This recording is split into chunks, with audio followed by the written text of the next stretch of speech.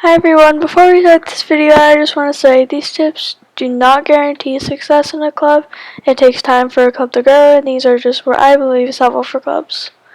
Let's get into the video now. Everyone, welcome back to the Greendale Jumpers YouTube channel. Today I'm going to be giving you guys tips on basically organizing your rules and information on your club and a few other stuff.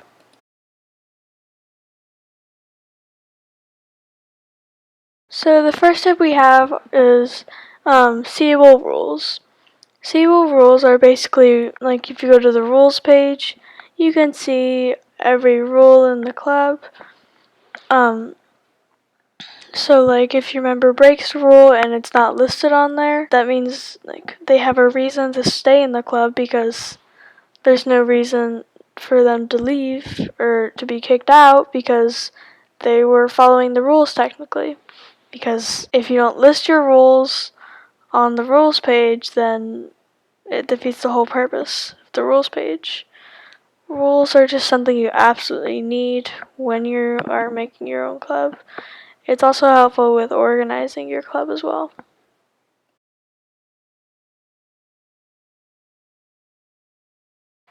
The next one I want to talk about is the listed information. Listed information is basically, so the second page you have, after the members page, you have the information page, I think it is. And I feel it's important to like list your club horses, your requirements, just because like even if the members already know, I feel like it's just good to have them there.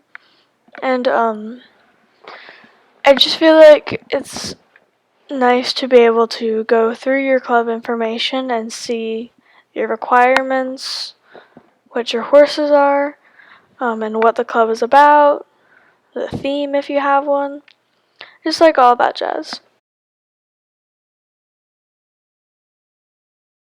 This tip I felt like I had to include, just for anyone who like doesn't like using Star Stable itself for like organizing clubs and stuff.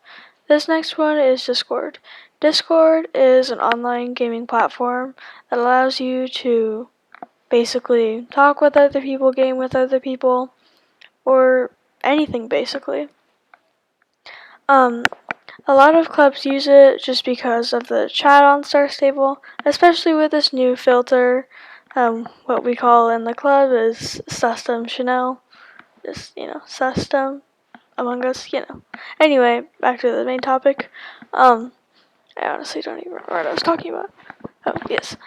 Discord, you can make a server for your club, and you can also make an open server if you really want to.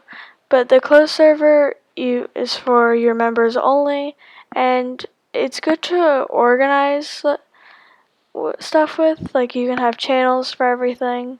Like you can have the rules channel, the announcements, and your calendar, and the main chat. Basically anything. And most clubs use it. We personally don't require it because I feel like it's good to give other people who don't have Discord a chance to be in a club that doesn't have to require it, but we still have it though, just for anyone who does and wants to talk with other members and stuff. And that's it for tip 3.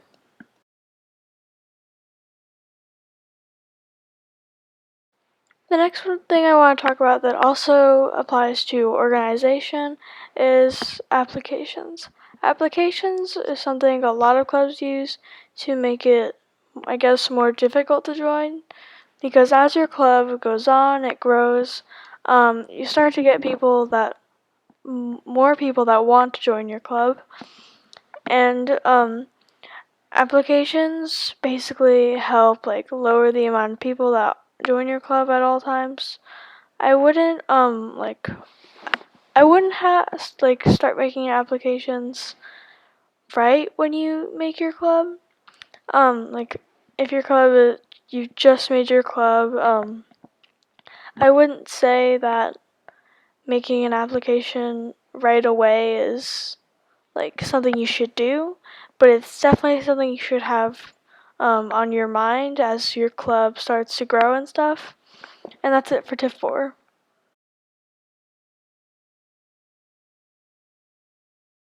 The next tip is requirements, and I feel like people may disagree with me on this, but I feel like this one also falls into the organization column, I guess. And the reason why is because a lot of clubs just some people just add people that are clubless, and it's also kind of annoying to anyone who is clubless. I would know. I was clubless for a few years, and people just kept inviting me, and it wasn't like I just didn't like it. And then when the clubless people actually did join, they it usually was just like a bunch of noobs that were just new to the game. I'm not discriminating against noobs or anything. Everyone starts somewhere in the game. But and like having requirements, I feel like is something that everyone should have. Cause like our requirements is to have an Andalusian, and to be level 14, star stable level 14 and over at least. And the reason why is because we don't want people that have just joined the game, don't really know a lot about the game, joining and just being they just don't know what to do in the club. And that's why a lot of clubs do have requirements, because they want to keep it organized, instead of just having 12 random people that don't have any that they don't apply to anything, like they don't have your specific club horse. They're under your level requirement. I mean, for a while when I owned Greendale jumpers, I still do obviously, but for a while I just kind of accepted anyone, because I was kind of just desperate for members. But then I started to realize that organization is a big thing, and requirements, I just need to have people follow those. And that's why most clubs have requirements anyway.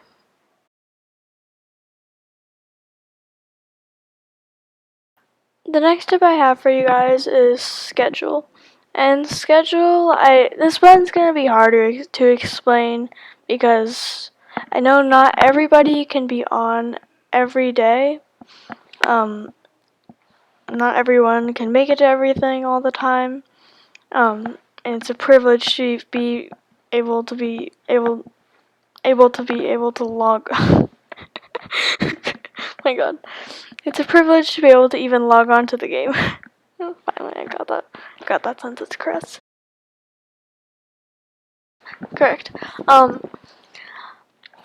Anyway, when scheduling events or practices, you want to make sure you're listing all time zones, because you can't just list, for example, I'm Eastern time zone, and I'm not just going to list the Eastern time zone, because I know not everyone in my club is within the Eastern time zone, if that makes any sense. So, what you want to do is you want to list, for example, I always list the Eastern, Central, Mountain, and Pacific, because I don't know everyone's time zone, and I want everyone to be able to make it, and I don't want anyone to get confused if I just list one time zone, because then they'll be like, oh, I need to go at 7 o'clock, but maybe it's maybe they're 3 hours behind, and it's actually at 10 o'clock for them, whatever. I don't know, that's just an example. But that's it for that. That's it for tip 6, I think. I don't know what tip this is. That's it for that tip, I guess.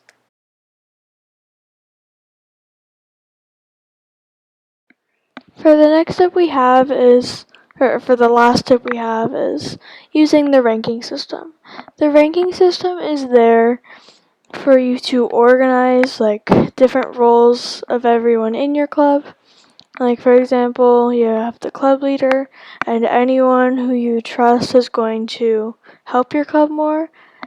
And they've been in your club for a while, that's when I usually start ranking people up to club leaders, but only if they want to. If they don't want to take on the responsibility of being a club leader, then I'm not going to force them. And then we also have writing instructors.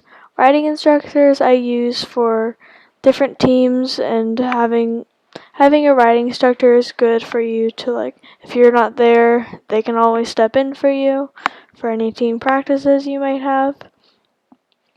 And like I don't really like having like everyone as a novice, because when you add someone to the club, that's the rank they get. I usually rank them up to member, but if they're a trial member, then I'll put them as stable girl.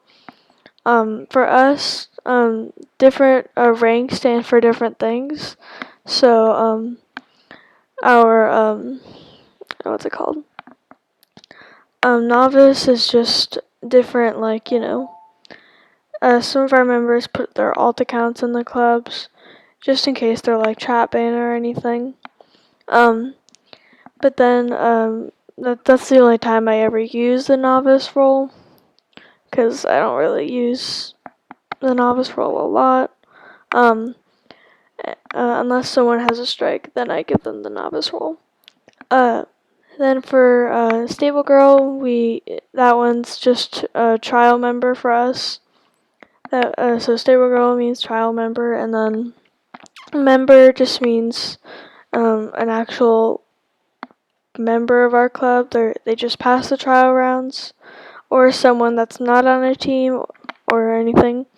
And then writing instructor is obviously a writing instructor. And then the club leader is the what's it called? The co-owner of the club, and that's basically that. I'm actually about to get the penguin. Yes, I got the penguin. But yeah, that's pretty much it, though, for my tips. I hope you guys enjoyed this video. And before I end, I just want to say that no club grows overnight. They're not going to become instant popular, instant fans. No club is just automatically the most famous club out of everyone. It doesn't have all these members and stuff. It definitely takes time, I would know, after owning this club for nearly a year now, which is awesome. But yeah, so don't lose hope immediately after making a club. But yeah, hope you guys enjoyed this video.